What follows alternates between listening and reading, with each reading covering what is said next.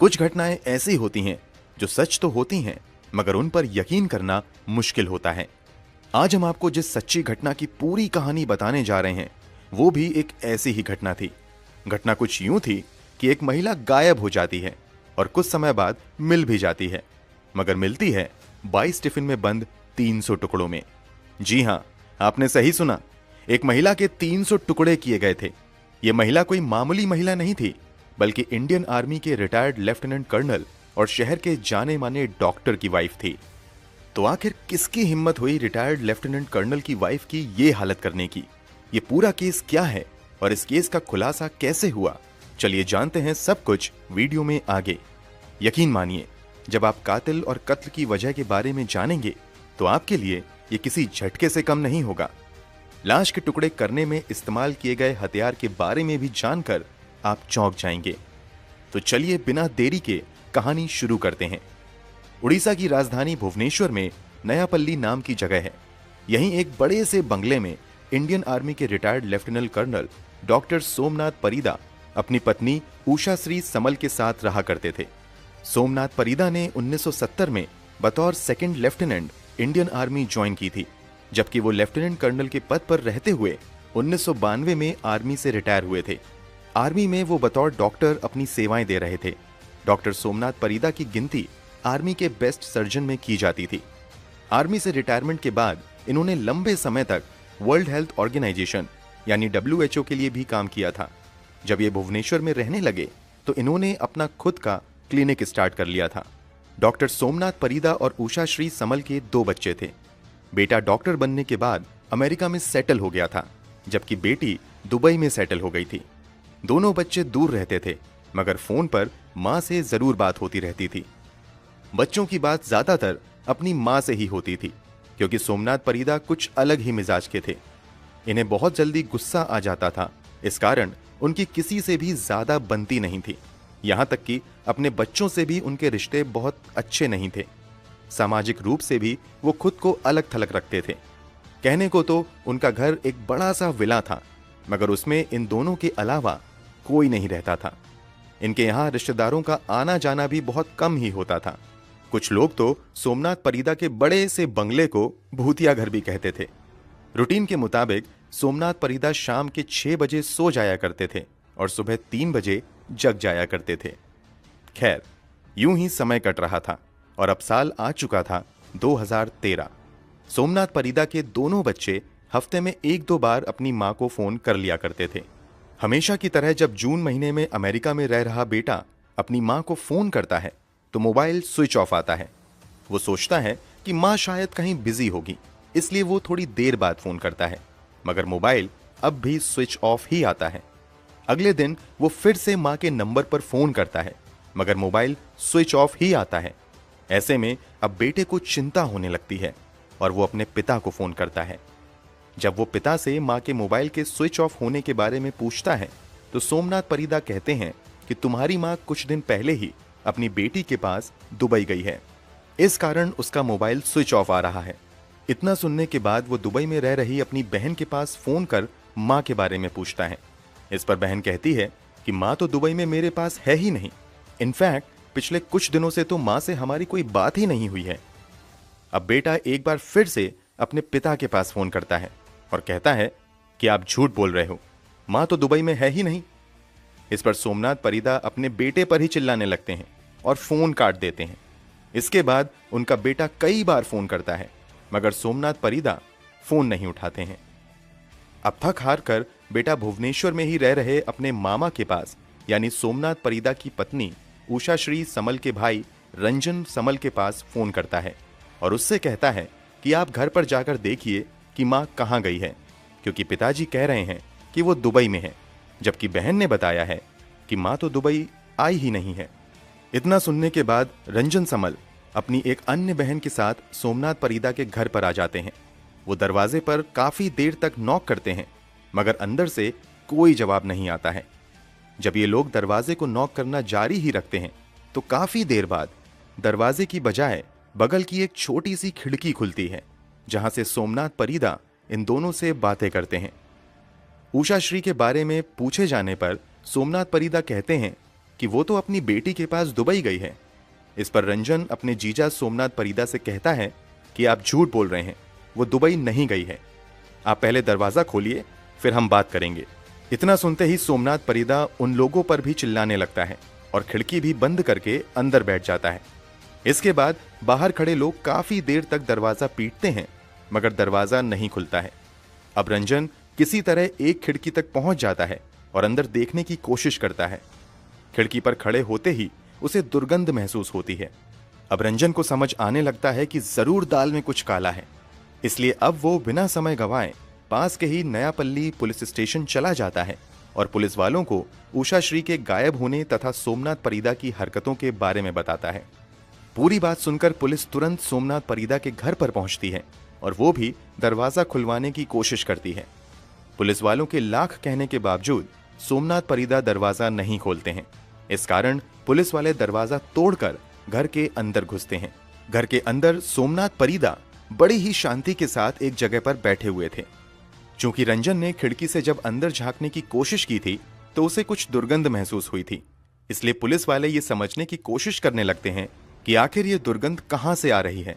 इसलिए वो घर के हर कोने की तलाशी लेने में लग जाते हैं। तलाशी लेते हुए जब ये एक बंद पड़े कमरे में जाते हैं तो वहां उन्हें दो बड़े से बक्से दिखाई देते हैं। ये वही बक्से थे जिसका इस्तेमाल इंडियन आर्मी में रहते हुए सोमनाथ परिदा किया करते थे। पहले पुलिस वालों को लगता है कि सोमनाथ परिदा ने इन बक्सों में सेना से जुड़ी अपनी यादों को सहज कर रखा होगा, मगर जब पुलिस वाले उन बक्सों को खोलकर देखते हैं तो वो चौंक जाते हैं। पहला बक्सा खोला जाता है तो वो सामान की बजाय टिफिन से भरा हुआ था। दूसरा बक्सा भी पूरी तरीके से टिफिन से ही भरा हुआ था। दोनों बक्सों में मिलाकर कुल 22 स्टील के टिफिन थे। इतनी अधिक संख्या में टिफिन देखकर पुलिस चौंक जाती है। टिफिन के बारे में पूछे जाने पर सोमनाथ परिदा कोई प्रॉपर जवाब नहीं दे पाते हैं। इसके बाद तत्काल ही एक टिफिन को खोलकर देखा जाता है। टिफिन के खुलते ही सभी के होश उड़ जाते हैं। टिफिन में मांस के छोटे छोटे टुकड़े रखे हुए थे। एक के बाद एक सभी 22 टिफिन को खोला जाता है। पता चलता है कि सभी टिफिन मांस के टुकड़ों से ही भरा हुआ है। पहली ही नजर में पता चल जाता है कि ये इंसानी मांस के टुकड़े हैं। इन टुकड़ों को बड़ी ही सफाई के साथ काटा गया था। इन टुकड़ों के बारे में पूछे जाने पर सोमनाथ परिदा कहते हैं कि ये टुकड़ा उनकी पत्नी उषाश्री का ही है। दरअसल मेरी पत्नी साईं बाबा की भक्त थी। अचानक एक दिन उषाश्री ने अपना सर जमीन पर पटकना शुरू कर दिया और उसने इतनी देर तक अपना सर पटका कि उसकी मौत हो गई। मरने से पहले उसने मुझसे कहा था कि मेरे मरने के बाद मेरा अंतिम संस्कार शिरडी में करना। उषा की इच्छा अनुसार उसे ऐसे ही शिरडी ले जाना मेरे लिए संभव नहीं था, इसलिए मैंने लाश के टुकड़े करके टिफिन में बंद कर दिए ताकि मैं एक एक करके उन टिफिन को शिरडी ले जाऊं और वहां उषा का अंतिम संस्कार कर दूं। यह दावा अपने आप में ही बहुत अजीब था कि आखिर कोई कैसे खुद ही अपना सर पटक कर मर सकता है। इसलिए पुलिस वाले सख्ती से सोमनाथ परिदा से पूछताछ शुरू करते हैं। उधर जब उन टुकड़ों की जांच पड़ताल की जाती है तो पता चलता है कि उन टुकड़ों में सिर वाला हिस्सा शामिल नहीं है। इसलिए अब सिर की खोज शुरू होती है और ये खोज घर के अंदर बड़े से टेबल के ऊपर जाकर खत्म होती है। दरअसल सोमनाथ परिदा ने उषा का सिर काटकर हॉल के बीचों बीच रखे बड़े से टेबल पर अच्छे से सजा कर रखा हुआ था और उसे ऐसे ढककर रखा हुआ था कि किसी को भी पता न चले। सिर काफी हद तक सड़ चुका था, यहां तक कि सर की स्किन और बाल भी अलग हो रहे थे। हालांकि बदबू कम थी क्योंकि बदबू छुपाने के लिए सोमनाथ ने खास केमिकल का उपयोग किया था। कटे हुए सिर को टेबल पर रखने की बजाय जब पुलिस वालों ने सोमनाथ परिदा से पूछी तो उसने जो दावा किया वो बेहद ही हैरान करने वाला था। सोमनाथ के मुताबिक वो हर रोज घंटों उस टेबल के सामने बैठकर अपनी पत्नी उषा की कटी सिर से बातें किया करता था। भले ही सोमनाथ परिदा ने आत्महत्या वाली कहानी पुलिस को बताई थी, मगर पुलिस इस कहानी पर यकीन नहीं करती है और मामले की तह तक जाने के लिए अपनी जांच का दायरा बढ़ाते हुए पूरे घर में बारीकी से सर्च करना शुरू कर देती है। साथ ही सोमनाथ परिदा से भी सख्ती से पूछताछ का सिलसिला शुरू होता है और उस पूछताछ में जो खुलासा होता है वो बेहद ही हैरान करने वाला होता है। पुलिस पूछताछ में खुलासा होता है कि उषाश्री ने आत्महत्या नहीं की थी, बल्कि किसी बात को लेकर बीते 3 जून 2013 को सोमनाथ परिदा और उषा श्री की लड़ाई हुई थी। इसी लड़ाई के दौरान सोमनाथ ने अपने पास मौजूद स्टील के टॉर्च से अपनी पत्नी के सर पर जोरदार वार किया। ये वार इतना जोरदार था कि उषा श्री वहीं पर गिर गईं और बेहोश हो गईं। पत्नी के बेहोश होने के बावजूद सोमनाथ परिदा का गुस्सा शांत नहीं हुआ, बल्कि उषा श्री की जान लेकर ही सोमनाथ का गुस्सा खत्म हुआ। सोमनाथ के मुताबिक उषा के मरने के बाद लाश को छुपाना उसके लिए बड़ी चुनौती थी, इसलिए पहले तो उसने एक कमरे में लाश को रखकर कमरा बंद कर दिया और अगले दिन जब मेड काम करने आई तो उसे तुरंत ही नौकरी से निकालकर फिर कभी ना आने के लिए कह दिया। इसके बाद सोमनाथ परिदा बगल की एक दुकान गया, जहां से उसने 2-3 टिफिन खरीदी और फिर लाश के टुकड़े करने शुरू कर दिए। पहले दिन उसने लाश के कुछ टुकड़े किए और उन्हें टिफिन में भर दिया। इस तरह वो हर रोज एक नई दुकान से 2-3 टिफिन खरीदता था ताकि किसी को शक ना हो।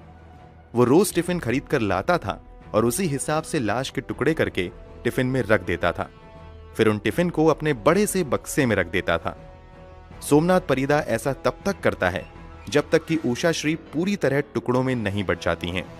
लाश की बदबू बाहर न फैले, इसलिए सोमनाथ परिदा मार्केट से बड़ी मात्रा में बदबू छुपाने के लिए इस्तेमाल किए जाने वाले केमिकल भी खरीद कर लाता है। इसके अलावा वो घर में फिनाइल का भी छिड़काव करता था ताकि बाहर बदबू ना जाए। जैसा कि वीडियो की शुरुआत में हमने बताया कि सोमनाथ परिदा एक जाने माने सर्जन थे, इसलिए उन्हें ह्यूमन एनाटॉमी के बारे में बहुत अच्छे से जानकारी थी। इस कारण उन्हें लाश के टुकड़े करने में कोई परेशानी नहीं हुई और उसने लाश के टुकड़े करने के लिए बड़ी आरी या किसी तरह के बड़े हथियार का भी इस्तेमाल नहीं किया, बल्कि ऑपरेशन में इस्तेमाल होने वाली कैंची, छुरी इत्यादि से ही सोमनाथ परिदा ने पत्नी उषा श्री के 300 टुकड़े कर दिए। पुलिस जांच में खुलासा हुआ कि हर टुकड़े की लंबाई लगभग 6 इंच के आसपास थी। पुलिस ने यह तो पता लगा लिया था कि उषा श्री की हत्या किसने की है, मगर हत्या का मोटिव क्या था यह अब तक पता नहीं चल पाया था। इसलिए अब पुलिस हत्या के उद्देश्य का पता लगाने में जुट जाती है। जांच पड़ताल के दौरान खुलासा होता है कि सोमनाथ परिदा की पत्नी उषा श्री को शक था कि सोमनाथ का चक्कर उसके ही क्लिनिक में काम करने वाली एक लड़की के साथ चल रहा है। इस बात को लेकर अक्सर सोमनाथ परिदा और उषा श्री के बीच लड़ाइयां होती थीं। 3 जून 2013 को भी इसी बात को लेकर ही दोनों में लड़ाई हुई थी और बात इतनी बढ़ गई कि सोमनाथ परिदा ने उषा श्री के सर पर पास में ही रखे टॉर्च से वार कर दिया और फिर उसकी जान ही ले ली। सोमनाथ परिदा के इस खुलासे के बाद 22 जून 2013 को उसे गिरफ्तार करते हुए जेल भेज दिया जाता है। हत्या तथा सबूत मिटाने की धाराओं के तहत सोमनाथ परिदा पर मामले दर्ज किए जाते हैं और केस की सुनवाई Khurda district and session court में शुरू होती है। सुनवाई के दौरान सोमनाथ परिदा का बेटा और बेटी भी अमेरिका और दुबई से वापस आते हैं तथा अपने पिता के खिलाफ ही कोर्ट में गवाही देते हैं। बेटा बेटी द्वारा दी गई गवाही तथा पुलिस द्वारा जुटाए गए सबूत से साफ हो जाता है कि सोमनाथ परिदा ने ही अपनी पत्नी की हत्या की और फिर उसके शव को 300 टुकड़ों में काट कर टिफिन में रख दिया। इस तरह उषा श्री की हत्या का दोषी करार देते हुए Khurda district and session court द्वारा सोमनाथ परिदा को 25 फरवरी 2020 को उम्र कैद की सजा सुनाई जाती है। साथ ही उस पर 50,000 रुपए का फाइन भी लगाया जाता है। फिलहाल सोमनाथ परिदा की उम्र 80 साल है और वो भुवनेश्वर के पास मौजूद झारपाड़ा जेल में अपने सनक की सजा काट रहा है। पूरी जांच पड़ताल के दौरान यह भी खुलासा होता है कि वो रात में अक्सर अपनी पत्नी के शव के टुकड़े करता था, जबकि दिन भर क्लिनिक में बिजी रहता था और क्लिनिक में बिल्कुल नॉर्मल बिहेव करता था। यहां तक कि पत्नी की हत्या के बाद उसने क्लिनिक में बड़ी धूमधाम से अपना बर्थडे भी सेलिब्रेट किया था।